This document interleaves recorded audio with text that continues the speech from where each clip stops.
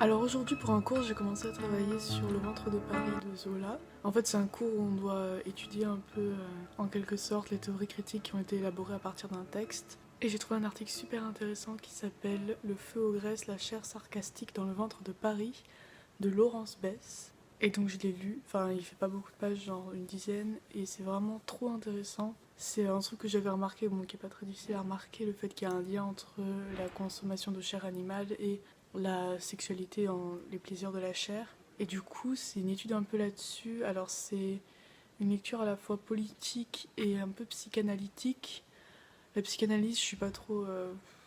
Je suis pas fan, disons. Surtout dans les analyses littéraires, en fait. J'ai l'impression que ça. C'est pas toujours le plus pertinent, disons. Mais c'était hyper intéressant. Et donc, voilà, c'est tout.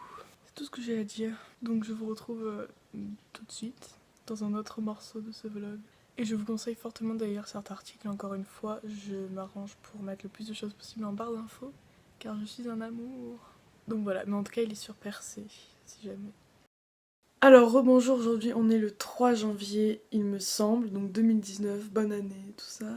Aujourd'hui, je suis allée à la BU, enfin pas à la BU en fait, je suis allée à la bibliothèque tout court. Et j'ai commencé enfin à bosser sur l'introduction de mon mémoire. Donc j'ai fait à peu près 2 paragraphes, ça me fait environ une page, j'ai cité quelques extraits, tout ça. Je vais pas entrer trop dans les détails, mais voilà. Donc j'ai commencé à rédiger mon introduction, j'ai parlé surtout du fait que dans la Bible, donc on a ce régime alimentaire qui change avant et après la faute, et j'ai parlé de l'histoire du terme végétarisme, végétarien, végétarienne, comment c'est passé entre les langues, donc de l'anglais à l'allemand au français, comment est-ce que c'est arrivé dans le vocabulaire russe, donc là j'en suis à ce point-là.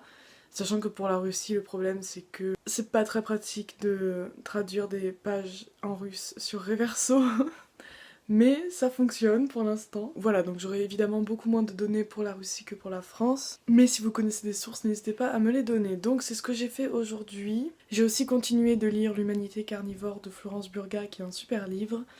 Et voilà. Donc c'est tout ce que j'ai fait aujourd'hui. Je vous reprendrai plus tard quand j'aurai un peu plus le temps de parler et quand je serai allée un peu plus en profondeur dans cette intro.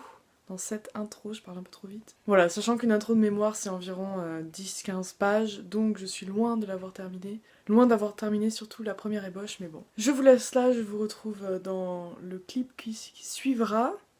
J'arrive pas à parler là, je sais pas pourquoi. Je vous retrouve donc dans le clip qui suit, je sais pas quand ce sera parce que je suis encore en vacances, donc je vous avoue que j'ai un rythme de travail qui est assez nul. Mais en fait, parce que je suis avec ma soeur, donc chez mes parents. Donc je prends pas beaucoup le temps de travailler tout ça. J'espère que vous entendez bien parce que je tiens ça de façon super pas du tout bien. Mais voilà, donc c'est tout pour aujourd'hui. J'arrête de blablater. Je vous retrouve bientôt. Et voilà. Je suis contente de m'y mettre.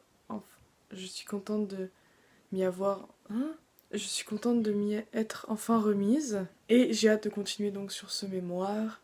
En plus, j'ai une prof qui a complimenté un peu mon sujet, qui m'a dit que ça ferait un super sujet de thèse, alors maintenant j'ai juste envie d'aller faire ma thèse avec elle. Et en plus, une prof que j'adore, qui d'ailleurs m'a mis 18 à ma dissertation sur Balzac, celle que j'ai préparée dans mes vlogmas, si vous avez vu ou pas, donc voilà, j'ai eu 18, si ça vous intéresse. Et donc j'y vais. À la prochaine. Rebonjour, donc aujourd'hui on est le 8 janvier, toujours dans le vlog mémoire. Donc hier et aujourd'hui j'ai recommencé à vraiment bosser sérieusement sur mon introduction. Hier je me souviens plus trop ce que j'ai pas fait grand chose, j'ai dû faire genre un paragraphe, même si derrière un paragraphe en fait je lis 10 articles, donc techniquement j'ai quand même beaucoup travaillé, mais bref. J'aimerais bien que ça avance plus vite, mais c'est pas grave. Mais donc aujourd'hui, je suis arrivée je crois à la 3e page de mon introduction, ce qui n'est pas grand chose. Donc j'ai lu pas mal d'articles, j'ai lu notamment La sagesse des vaches folles, je crois que c'est ça, La leçon de sagesse des vaches folles de Claude Lévi-Strauss, qui était végétarien aussi il me semble. Donc j'ai lu ça, j'ai commencé à lire un autre article, je vais vous dire le nom tout de suite, qui s'appelle De la secte religieuse à l'utopie philanthropique, donc la genèse en fait du végétarisme en Occident. Ce qui donc m'intéresse plus parce que ça va me permettre de voir comment le végétarisme est arrivé donc de l'Angleterre aux États-Unis à la France Et donc vu que c'est la France qui m'intéresse, il faudrait quand même comprendre comment est-ce que le végétarisme est arrivé dans ce pays. Et ensuite, il faudra que je travaille plus sur donc, comment c'est arrivé en Russie, sachant qu'en Russie, ça reste encore vraiment minoritaire plus qu'en Occident. Mais vu que la Russie au 19e s'est beaucoup construite sur l'influence de l'Occident, justement, il y avait plein de débats autour de ça. Il faut d'abord que je fasse l'Occident pour ensuite voir qu'est-ce qu'il y a eu comme influence... comment on dit, réciproque entre les deux pays. Donc voilà, j'ai bossé sur quelques articles. Donc ça c'est un article de Ouedraogo. J'ai trouvé d'autres sources mais je vous en parlerai peut-être plus tard parce que voilà. Là il est 17h48, j'ai bossé un petit peu... Ce matin pas trop mais surtout toute l'après-midi. Avec des pauses entre, hein, vous inquiétez pas, je n'ai pas une capacité de concentration qui soit aussi forte que ça. Malheureusement. Mais voilà, donc là, en fait ce que j'ai commencé à faire pour mon introduction, vu que j'ai un peu... j'ai essayé de faire un plan pour mon introduction parce que c'est long, une introduction de mémoire. Donc en fait dans une première partie j'ai commencé à parler, une première partie entre guillemets évidemment, j'ai commencé à parler donc de la Bible, qui était mon point de départ de ma réflexion, je vous l'ai dit dans mon introduction au vlog mémoire. Tous les liens sont en barre d'infos. Donc ça j'en avais déjà parlé, donc j'ai commencé à parler de la Bible et du fait que dans la Bible, donc avant la faute, les humains ne mangeaient que des végétaux et que après la faute, après le déluge, l'alimentation carnée a été mise en place.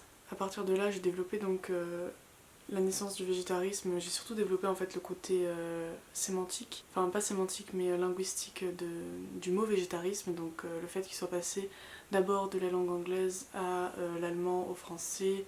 Le russe vient de l'allemand, végétarien, et pas du français, ce qui est intéressant. J'ai parlé vite fait de Pythagore, tout ça, ça j'en ai déjà parlé. Et ensuite j'arrive donc sur un dessin un peu plus général du 19e siècle, et donc là l'émergence du végétarisme. Donc une espèce d'histoire du végétarisme, mais pas trop longue non plus, enfin je suis pas là pour faire l'histoire entière du végétarisme. Mais j'ai juste, voilà, j'ai parlé surtout de l'Occident, vu que mon mémoire est centré sur la France et la Russie, donc je vais pas non plus parler de tous les pays du monde. Même si ce serait super intéressant, malheureusement il n'y a pas beaucoup de sources pour les pays de l'hémisphère sud. On se demande pourquoi, évidemment. Et donc là je me sers de l'article de Ouedraogo pour parler de cette naissance, donc du végétarisme en Angleterre, aux États-Unis, et j'espère qu'il va parler de la France bientôt. Donc j'ai mis quelques extraits de son article, tout ça. Ensuite ce que je vais faire c'est donc je vais parler de ça en France. Ensuite je vais parler du végétarisme en Russie, le fait qu'il y avait surtout au 19e, il y avait pas mal d'auteurs qui étaient végétariens, donc Tolstoï j'en ai déjà parlé, Gogol et Essénine, j'ai découvert il y a pas longtemps. Et ensuite à partir de ça, donc avec ces noms d'auteurs en fait ça va me faire un lien vers une autre articulation du sujet en quelque sorte. Et donc là, je vais parler du végétarisme et de la religion en littérature, vu que... Enfin, moi je fais de la littérature, donc voilà. Je fais pas de l'histoire. Donc je vais parler d'abord de littérature un peu générale, entre guillemets, parce qu'encore une fois, ça va être très occidental. Et je vais parler d'un poète syrien. Alors c'est très blanc de dire ça, mais je sais pas du tout comment on prononce son nom. Et j'ai pas envie de mal le prononcer, donc je vous l'écrirai parce que je ne suis pas là pour butcher les noms des gens. Donc c'était un poète philosophe syrien qui était végétarien aussi et en fait il était devenu végétarien par une interprétation et des réflexions qu'il a fait par rapport donc, au texte du Coran. Et c'est super intéressant, donc j'ai trouvé une lettre qu'il écrit où il explique ça. J'ai aussi parlé de Kafka, donc Kafka que j'adore, et je sais pas si je vous l'avais dit, mais je crois que oui, qui était végétarien aussi, et qui avait fait une interprétation dans une lettre à Max Brod, une interprétation donc végétarienne de la Bible, ce qui est donc forcément dans mon sujet. Donc en fait ce que je vais faire c'est que je vais prendre donc ces quelques auteurs qui ont parlé de végétarisme et de religion dans leurs écrits, et ensuite je vais voir, enfin ça va me permettre de dire oui, il y a un traitement qui est fait de ces deux notions en littérature, mais un peu partout dans le monde, quoi. Et ensuite, donc, je vais centrer sur mon sujet. C'est surtout pour donner un espèce de paysage philosophique, même si Kafka c'est 20e, mais c'est pour donner donc un espèce de paysage à mon sujet, pour montrer dans quoi ça s'inscrit, pour montrer que c'est pas évidemment quelque chose qui est propre que au 19e. Et donc ensuite, je parlerai de mes auteurs, autrices du 19e qui étaient plus ou moins sensibles à la cause des animaux, mais qui parlaient de consommation de viande ou de végétarisme. Et voilà, donc pour l'instant j'en suis là. Je vais probablement arrêter de travailler pour aujourd'hui parce que je suis crevée. Oh, c'était moche ça. Vraiment mauvaise idée de chanter. Emily, ne fais pas ça s'il te plaît. Sinon tout le monde va se désabonner de toi. Bref, donc c'est ce que je vais faire donc probablement demain. Et j'essaierai de vous en reparler. J'essaie de me souvenir que j'ai un vlog mémoire. Du coup, chaque fois que je travaille, je suis là. Tu le disais en vlog mémoire. Oui, donc c'est tout ce que j'ai fait pour aujourd'hui. Demain, j'essaierai donc de finir sur l'histoire du végétarisme en France, en Russie, et d'entamer un peu la transition vers ce thème de littérature et végétarisme et religion en littérature. Donc voilà, c'est tout ce que j'avais à vous dire aujourd'hui. J'ai parlé plus longtemps que prévu. Mais donc c'est tout pour aujourd'hui. Je vous retrouve la prochaine fois que je daigne toucher à mon mémoire. Voilà, donc à tout de suite pour vous, à je ne sais pas quand pour moi. Et c'est tout. Bisous. Alors rebonjour, c'est encore le vlog mémoire, mais en fait vous le savez donc j'ai pas besoin de préciser à chaque fois. Aujourd'hui on est le 10 janvier, j'ai continué à bosser sur mon introduction. J'ai fini de travailler avec l'article dont je vous ai parlé hier. Et j'ai commencé donc à parler du contexte en France, plus particulièrement donc vu que j'avais fait un peu un brassage du végétarisme en Europe, enfin surtout dans les pays anglophones. Donc là je parle de la France et je me sers de l'église et l'animal d'Éric Baraté dont je vous ai déjà parlé dans le premier vlog mémoire normalement. Donc j'ai commencé à faire ça. Je sais pas si je vais terminer aujourd'hui parce que j'ai bossé toute la matinée, je suis un petit peu crevée, je vous avoue. J'ai pas beaucoup dormi en plus. Mais voilà, donc j'ai fait ça, je crois là j'ai à peu près, je sais plus combien j'avais hier, mais j'ai dû faire 1 ou 2 pages de plus. Mais voilà, je suis contente parce que j'ai quand même bien avancé. Il me manque pas grand chose à faire pour le paysage français parce que je pense que, enfin je vais pas non plus donner... Le truc c'est que la reconsidération en fait des animaux par l'église c'est arrivé dans les années 1830, donc en fait là j'arrive déjà au moment où, donc à la mi-19e siècle, et après j'ai juste à traiter de la seconde moitié en fait. Donc ça devrait pas prendre trop de temps, sachant que j'ai déjà lu les chapitres qui concernaient mon mémoire dans le livre d'Éric Baraté. Donc j'aurais pas vraiment à tout lire, normalement j'ai déjà surligné ce qui était intéressant pour moi. Et ensuite par contre il faudra que je trouve des sources pour la Russie, mais on verra quand ce sera le moment parce que je sais pas trop où je vais trouver ça. Je vous ai parlé normalement d'un ouvrage de René Zapata qui s'intitule La philosophie soviétique. Du coup, lui, il est à la BU, donc il faudrait que je retourne l'emprunter parce que j'ai pas eu le temps de travailler dessus avant les vacances. Donc il faudrait que je retourne l'emprunter pour aller dans un chapitre qui concerne le 19e siècle et qui m'avait l'air intéressant et qui pourrait me permettre de voir un peu... au moins d'avoir un peu un paysage philosophique de la Russie au 19e. Parce que pour le paysage historique ça va, mais c'est vrai qu'il n'y a pas trop de sources sur le végétarisme, en particulier en Russie au 19e siècle. Mais voilà, donc je vais voir ce que je trouve et je vous revois bientôt. Alors j'espère que vous n'allez pas tomber. Ce serait vraiment dommage, surtout que vous êtes sur une pile de livres vraiment instable. Donc, vlog mémoire, la dernière fois je me suis arrêtée, j'étais... enfin, je suis toujours dans mon intro de toute façon. Je suis passée... Donc j'ai fini le végétarisme en France, j'ai fait une partie un peu sur la Russie, en citant l'article... Enfin, je suis trop blanche là. Donc j'ai cité l'extrait de Journal d'un écrivain dans lequel Dostoïevski parle de la société de protection des animaux, enfin la société russe de protection des animaux, bref la SPA russe, pour faire simple. Donc j'ai parlé de ça parce que je me suis dit que c'était une source, enfin la source la plus fiable que je pouvais trouver, sachant qu'il n'y a pas beaucoup de trucs sur la Russie malheureusement, et encore moins sur le végétarisme en Russie. Mais si vous en trouvez, n'hésitez pas à me les donner. Bref, donc j'ai parlé de ça, ce qui m'a permis d'ensuite en arriver à Tolstoï et donc Léon Bloy. Donc là j'ai vraiment commencé à parler de mes 2 œuvres aussi. Ce que je vous ai pas dit, c'est que du coup, mon directeur de mémoire m'a dit... Enfin, ça je savais déjà que mon sujet est hyper large. Donc j'ai décidé de travailler seulement sur le livre de Léon Bloy et le livre de Tolstoï, même si évidemment je pourrais citer d'autres livres dedans, mais surtout me concentrer sur eux, sachant que ça réduit vraiment considérablement le sujet parce que c'est seulement quelques chapitres dans leur livre qui m'intéressent, pas du tout le livre entier. Heureusement qu'ils parlent pas du sujet pendant 500 pages, parce que sinon là j'aurais été dans la merde. Mais voilà, donc en plus c'est des chapitres qui se ressemblent un peu, mais bref, je vous en parlerai une autre fois parce que là j'ai trop de trucs à dire. Là je suis en train de me perdre sur Wikipédia.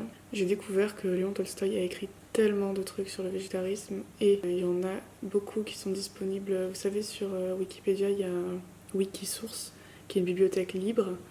Après, ce que j'aime pas trop avec Wikisource, c'est que il n'y a pas toujours écrit qui a traduit et ça me dérange un peu, surtout quand c'est donc de la littérature russe, parce que la traduction ça peut faire beaucoup. La traduction d'un livre, quelle que soit la langue de départ, c'est toujours un parti pris. Donc ça me dérange un peu.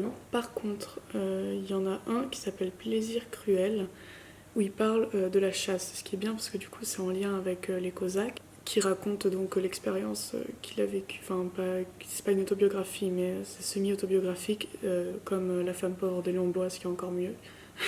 Bref. Donc il raconte son voyage au Caucase quand il a fait quelques années dans l'armée avec son frère, mais bref, on s'en fout, vraiment les détails inutiles là. J'étais en train de dire, oui, donc dans Plaisir cruel qui est disponible sur Gallica, ce qui est trop cool, et faut que j'arrête aussi de me perdre sur Gallica, parce que ça va pas le faire. Déjà que je me perdais sur Percé avant, maintenant j'ai décidé de chercher aussi tous mes trucs sur Gallica, donc c'est une horreur. Mon directeur de mémoire il m'a dit qu'il fallait que j'arrête les lectures critiques parce que ça s'étendait trop dans le temps, et je suis au contraire en train de télécharger de plus en plus d'articles. C'est une catastrophe. Je suis à la 7ème page de mon intro, ça vous intéresse?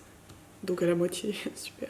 J'étais en train de dire, il y a Plaisir cruel dans lequel il explique que la chasse, justement, c'est un plaisir cruel, etc. etc. Ça, c'est 20 ou 30 ans après les Cosaques. Et donc, j'étais en train de dire totalement autre chose. Ce que j'ai décidé de faire, donc, c'est de comparer ces deux œuvres. Et donc, en fait, ce que m'avait dit aussi mon directeur de mémoire, c'est que ce serait intéressant de comparer le fait qu'en France, c'était au 19e siècle, donc une prémanence. C'est pas grave. Je sens la fatigue, là je me suis couchée à 9h30 hier soir, j'ai pas compris pourquoi je suis aussi fatiguée que ça, bref. Ce qui était intéressant en France, c'était que c'était la raison un peu qui régnait, c'est aussi ce que j'avais expliqué dans mon intro avec le fait que la France est laïciste, tout ça, tandis qu'en Russie, donc c'est une prééminence, je sais pas pourquoi j'ai envie de dire ce mot, mais j'arrive pas à savoir si c'est le bon mot ou pas, c'est une prééminence de la religion, de la foi, etc. Et en fait, que ce serait intéressant de mettre ça en comparaison. Ce que j'ai répondu et qui du coup m'a permis d'un peu plus fixer ma problématique, je sais pas de problématique, mais mon sujet, c'est que ce qui était intéressant, enfin ce qui était encore plus intéressant chez Blois et chez Tolstoï, c'est que les deux vont un peu à contre-courant de leur temps. C'est-à-dire que Blois, dans une France qui est très rationnelle, il est hyper religieux, comme vous le savez peut-être. J'en parle à Jean 4, donc j'espère bien que vous le savez. Il est hyper religieux, et dans La femme pauvre, le personnage qui est végétarien, il justifie son végétarisme par sa foi. Tandis que Tolstoï, dans une Russie qui essayait de se construire sur les traditions orthodoxes, alors au début de sa vie il était socialiste, après il est une figure du christianisme, de l'anarchisme religieux, ce qui sont des notions que je vais pas expliquer parce que j'ai pas que ça à faire, je vous avoue. Je le ferai peut-être plus tard. Mais ce qui est intéressant, c'est que lui, il était vraiment dans une contestation politique et religieuse.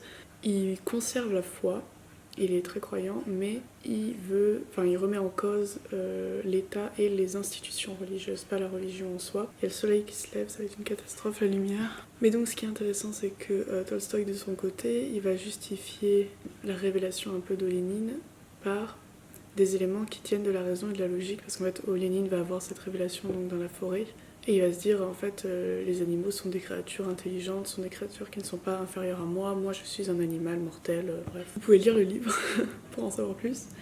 Mais voilà, donc ce que je vais faire, c'est que je vais mettre ces deux choses-là en parallèle. Et donc là, j'étais en train de fouiller du côté de Tolstoï. Et c'est super intéressant. Donc je vais lire Plaisir cruel qui fait 300 pages de PDF. Mais c'est pas grave. Je vais le lire parce que ça a l'air super intéressant. Et ce qui est intéressant aussi, c'est que Blois, il a écrit La femme pauvre plutôt en fin de vie. J'ai le soleil dans la gueule, c'est pas du tout grave. Donc c'est que Blois, il a écrit La femme pauvre en fin de vie. Enfin, en fin de vie, il était pas mort quoi, mais... Vous avez compris, c'était vraiment l'aboutissement de sa pensée, tandis que Léon Blois, il était vraiment au tout début de sa remise en question. Enfin, il pensait avant, je vous rassure, mais c'est vraiment à partir de ces années-là qu'il s'est mis à beaucoup lire de philosophie et à reconsidérer donc sa consommation de viande, etc. Donc je sais plus du tout où j'y allais avec cette update. Mais en tout cas, je vais continuer un petit peu. Je vous ai pas dit quelle journée on est, le 17 janvier, il est 11h12. Je suis en train de me demander comment je vais faire encore cette page d'intro et ensuite avoir quelque chose à dire pendant 80 pages, même si je sais que j'aurai quelque chose à dire et que de toute façon à partir du moment où j'ai mon intro, ma problématique, ça va un petit peu tout seul généralement. Mais voilà, ce qui est bien aussi c'est que j'ai trouvé quelques sectes, ordres religieux, enfin... Il y en a un, c'était une secte, donc les Klists, donc des ordres russes qui pratiquaient le végétarisme et qui étaient donc religieux, religieuses. La secte des Clistes, ça fait partie des sectes dites rationalistes dans un document que j'ai trouvé sur Gallica. Ce qui est intéressant du coup parce que ça ramène la raison. Qui est trop moche cet éclairage. JPP moi. Parce que ça ramène donc la raison sur le tapis et ça permet de considérer cette différence entre raison et foi. J'ai trouvé aussi les doux cobords, donc ça j'irai voir, enfin les doux reports, ça se dit. Là, je vais continuer un peu de parler des parallèles et des différences entre les Cosaques et la femme pauvre, donc entre Tolstoï et Blois. Et après, je sais pas si je vais parler du végétarisme en littérature mondiale pour ensuite me resserrer sur la littérature française et russe, parce qu'en fait, j'ai déjà commencé à parler d'eux, mais je sais pas si avant, il faudrait que je mette ça. Donc ça, je verrai avec mon directeur de mémoire de toute façon. Mais voilà, j'ai bien avancé quand même. Je trouve, même si je suis sûre dans mon introduction. Merci de ne pas me juger. Mais voilà, en fait, moi le problème c'est pas... c'est pas difficile pour moi de faire l'introduction ou d'écrire. En fait, c'est juste que il faut que je m'y mette. Et il faut que je me dise, quand je suis en train de traîner sur internet, Némine, tu pourrais faire ton mémoire, ce serait bien. De toute façon, là, les cours ont repris et tout, donc je travaille tous les jours sur mon mémoire. Enfin, le matin, je fais mon mémoire, les cours, l'après-midi, je vais en cours. Donc je vous retrouve plus tard si j'ai un truc de plus à dire, mais normalement je vous ai fait un peu le topo de mon sujet. Comme j'ai dit, j'ai toujours pas de problématique, mais ça on verra plus tard. De toute façon, le plus important c'est que, alors j'en ai trop marre de cette lumière, c'est pas grave, vous allez faire avec. Le plus important c'est que y a la dichotomie entre violence et foi, et la dichotomie entre raison et spiritualité, raison-esprit on va dire. Il y a ces deux opposés qui sont un peu au centre de ma réflexion du coup et qui vont, j'espère, ranger un petit peu mon mémoire. Pour l'instant j'ai beaucoup de trucs en vrac. Mais voilà, alors si ça vous intéresse, les extraits que je vais comparer, c'est les chapitres 19 et 20 des Cosaques, enfin surtout le chapitre 20, où c'est la révélation de Lénine. Et alors la femme pauvre, je me souviens plus de quel chapitre c'est, il me semble que c'est le chapitre 10 ou 20. Ce serait marrant que ce soit le chapitre 20. On rigole bien ici. Aujourd'hui, il faut que j'aille acheter des livres, donc je vais aller acheter les Cosaques. Vous allez me dire quoi, Amine, tu n'as pas le livre sur lequel tu travailles? En fait, les Cosaques, je l'ai lu en e-book, enfin e-pub là, sur mon ordinateur. Je déteste lire sur mon ordinateur, mais je suis gratuitement, je crois. Donc quand j'ai des trucs gratuits, je les télécharge. Du coup, j'ai 56 livres sur mon ordinateur qui me servent à rien, parce que de toute façon, j'aime pas lire sur mon ordinateur, mais bref. Mais j'avais lu les Cosaques sur mon ordinateur et je vais aller l'acheter comme ça. Déjà, j'aurai le nom de la personne qui a traduit. J'aurai peut-être une meilleure traduction. Bref, donc là, j'ai 56 onglets ouverts avec les écrits sur la religion de Tolstoï.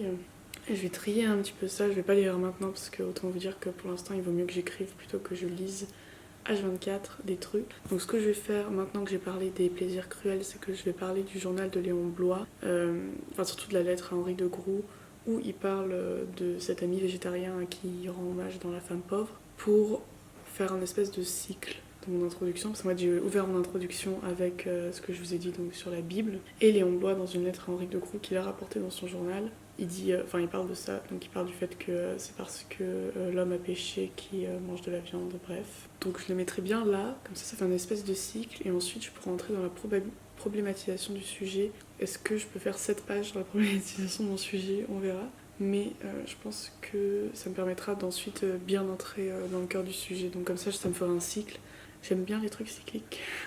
Et ensuite, j'entrerai beaucoup plus en détail dans vraiment les thèmes du roman, les passages que je vais étudier, un peu plus peut-être dans les opinions de Léon Blois et de Tolstoï. Et comme ça ensuite, dans ma dissertation, alors je sais, il faut pas dire que le mémoire c'est une dissertation, c'est pas du tout pareil, mais bref, dans mon développement, ça s'appelle. Dans mon développement, je pourrais vraiment me concentrer sur des choses un peu plus littéraires, c'est-à-dire mettre donc les deux extraits en comparaison, travailler sur la traduction de Tolstoï, ce qui est quand même important quand on travaille sur un texte qui est traduit, donc voir un peu les termes, comment ils ont été traduits et quels sont les termes d'origine, quels sont les sens divers des termes d'origine, pourquoi ce terme-là a été choisi plutôt qu'un autre. Donc je vais faire ça. Je pense que je vais finir le vlog mémoire ici comme ça me fera une vidéo pour janvier. Je Je sais pas si celui-là sera très long, mais voilà. Et puis comme j'entre un peu dans une nouvelle partie, enfin j'entre pas dans une nouvelle partie, mais vous avez compris quoi. C'est la fin des vacances, donc on va se remettre à vraiment travailler. J'ai redéfini encore mon sujet. Chaque vlog mémoire va se terminer par moi qui redéfinit mon sujet. Mais voilà, donc j'espère que ça vous a plu. Je vous retrouve dans une prochaine vidéo, dans un prochain vlog. Enfin, en fait, je sais pas quelle sera la prochaine vidéo, donc on va rien dire. N'hésitez pas à aimer, à vous abonner, à partager. Mais voilà, donc je vous retrouve dans une prochaine vidéo et j'espère que vous allez bien, que votre rentrée se passe bien si vous allez en cours, que votre début d'année se passe bien. Je vous ai pas dit bonne année, donc bonne année. J'espère que 2019 sera gentil avec vous. Donc je vous retrouve plus tard, bisous, prenez soin de vous.